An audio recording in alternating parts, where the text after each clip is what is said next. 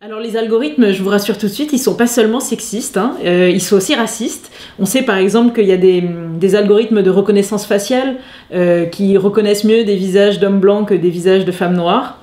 Est-ce que c'est sexiste? Est-ce que c'est raciste? On sait aujourd'hui qu'il y a certains algorithmes, alors tout ça c'est des études, hein, c'est pas mis sur le marché, mais certains algorithmes qui ont tendance à proposer des salaires plus bas pour les femmes que pour les hommes. On sait aussi qu'il y a certains algorithmes de recrutement de personnel qui ont tendance à éliminer automatiquement des CV de femmes pour des postes techniques. Et tout ça, en fait, en tout cas pour nous, on considère que ça justifie en fait de dire que les algorithmes sont sexistes, mais ce qui est encore plus important, c'est de savoir d'où ça vient.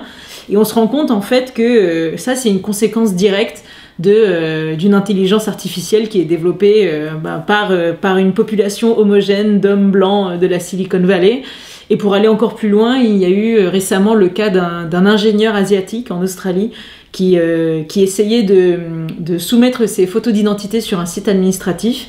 Et ces photos étaient constamment refusées parce que l'algorithme disait qu'il avait les yeux fermés, alors qu'en fait il a simplement les yeux bridés.